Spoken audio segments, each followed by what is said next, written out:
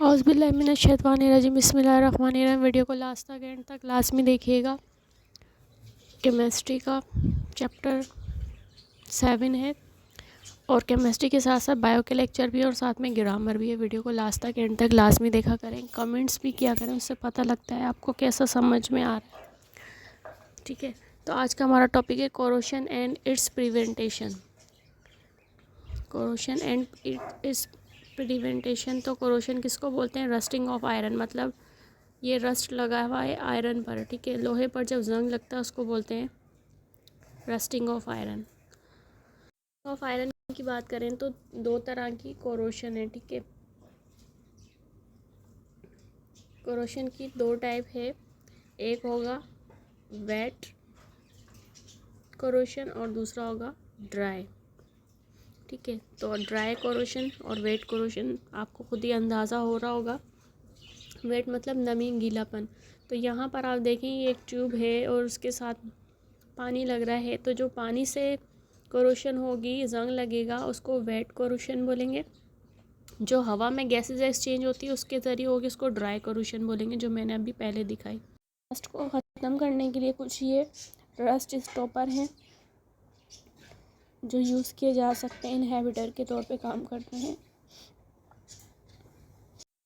Carbon dioxide और oxygen gas जो है वो बहुत जल्दी डिज़ोल्व हो जाती है एयर में। ठीक है, तो वो भी वाटर के साथ रिएक्ट कर लेती है। इसी तरीके से कार्बन डाइऑक्साइड और वाटर आपस में रिएक्ट करके कार्बोनेट बना लेते हैं, तो इस तरीके से भी जंग लगता है। और इसके अलावा अगर पानी लग जाए तो पानी खुद ही सेल्फ आयनाइजेशन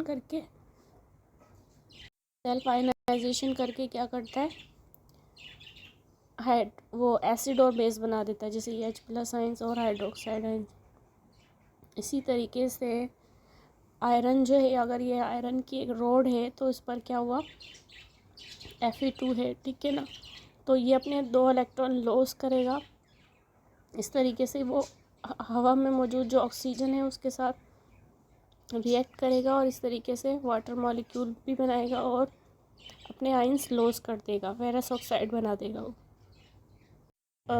जो है रस्ट सिर्फ उसको आयरन को नहीं लगती, कॉपर को भी लगती है, गोल्ड को भी लगती है, सिल्वर को भी लगती है। सिल्वर को ब्लैक हो जाता है, सिल्वर ज़्यादा देर पड़ा रहे, और कॉपर पे इस तरह की ब्लू ग्रीन लगती है, तो उसको पैटिनेशन कहते हैं। ठीक है, कॉपर पर जो लगती है।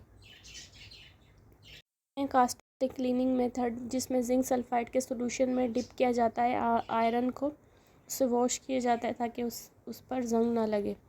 इसी तरीके से पिकलिंग है, जिसमें सल्फ्यूरिक एसिड में भी लोहे के रॉड वगैरह जो है चीज़ों को डाल के उसको वॉश किया जाता है ताकि कोई भी थोड़ा बहुत एसिड लगा हुआ है वो ख़त्म हो जाए।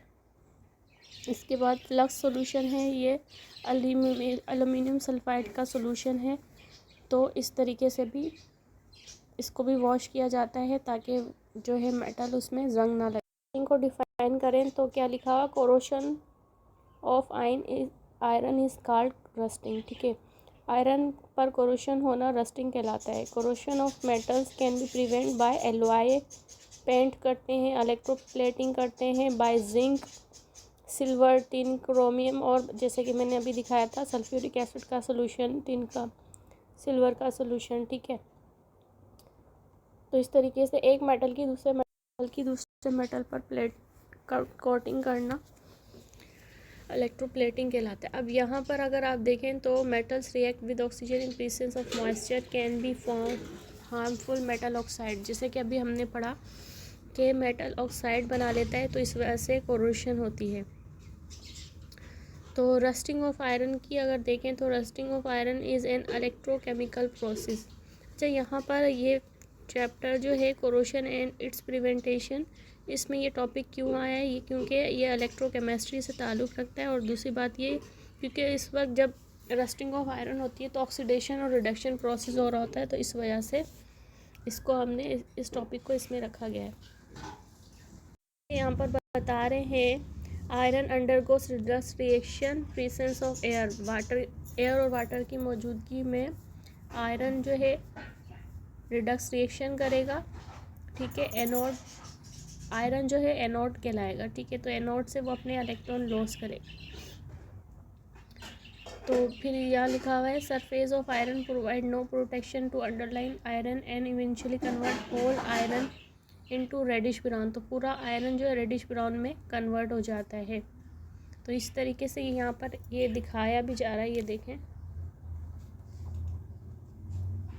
फेरस जो है अपने अंदर से 2 इलेक्ट्रॉन लॉस कर रहा है, ठीक है ना।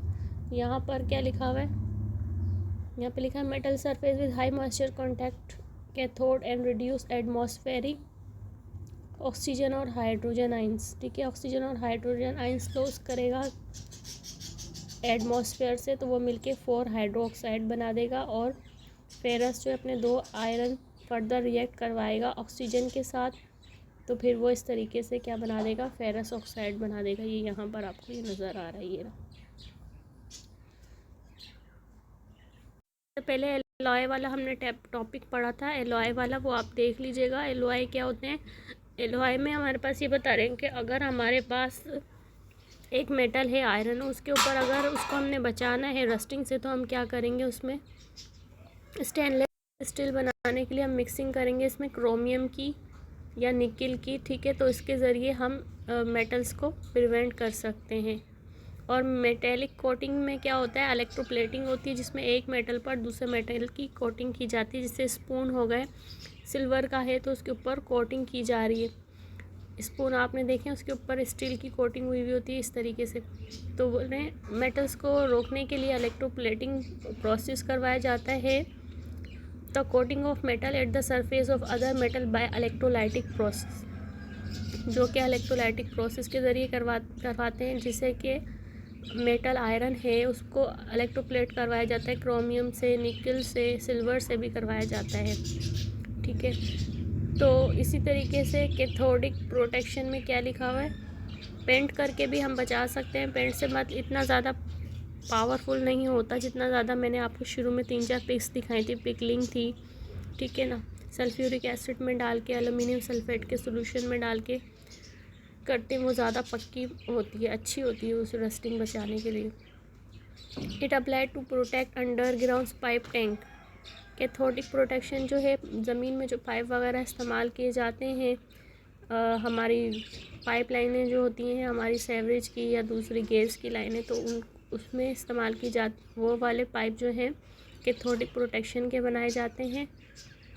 उसमें क्या करते हैं, मेटल लाइक मैग्नीशियम, एल्यूमिनियम को यूज़ किया जाता है एनोड के तौर पे और कनेक्टेड विद आयरन, ठीक है। तो एक मेटल ऐसा होता है कोराइड, और एक जैसे एक ये मेटल है और ये कोराइड है, ठीक है। कोराइड के ऊपर नॉन कोराइड की लेयर होगी, तभी तो वो उसको बचाएगा, प्रोटेक्ट करेगा, ठीक है ना। तो इस वजह से हमारे पास कोराइड मेटल के ऊपर नॉन कोराइड की कोटिंग की जाती है। तो इस तरीके से हम यहाँ पर वही बता रहे हैं, मैग्नीशियम, एल्यूमिनियम की एनोड के तौर पर इस्तेमाल कर सकते हैं। This active metal itself oxidise, और वो अपने आप को ऑक्सीडाइज कर लेता है। जैसे सपोज करें लेयर है, एक मेटल शीट है और इसके ऊपर ऑक्साइड्स लेयर बना लेगा वो अपने ऊपर, ठीक है। कुछ मेटल ऐसे होते हैं जो अपने ऊपर ऑक्साइड लेयर बना लेते हैं, एल्यूमिनियम हो गया जैसे। तो ये अपने ऊपर जब ऑक्साइड की लेयर बना लेते हैं, तो फिर ये जो मेटल है ना, इसको प्रोटेक्ट करती हैं, वो जंग लगने से रोकता है। अगर लग भी जाता है तो कम्प्लीटली अंदर तक नहीं जा पाता और नुकसान नहीं होता उस चीज़ को, आयरन रॉड को। तो इस तरीके से भी कुछ मेटल ऐसे भी हैं जो अपने ऊपर ऑक्साइड बना लेते हैं। टिंग विद पेंट, अब metal is completely coated with paints करके भी हम बचा सकते हैं। Paint prevent the reaction of metal with oxygen, moisture and other harmful chemical agent. हम अपने घरों में जो हमारे क्या कहते हैं, डोर्स, विंडो वगैरह होते हैं, उन पर भी हम कलर्स करते हैं, और भी बहुत सारी ऐसी चीज़ें होती हैं जिन पर हम कलर की कोटिंग करते हैं, और हम अपने सामान को बचा सकते हैं जंग लगने से।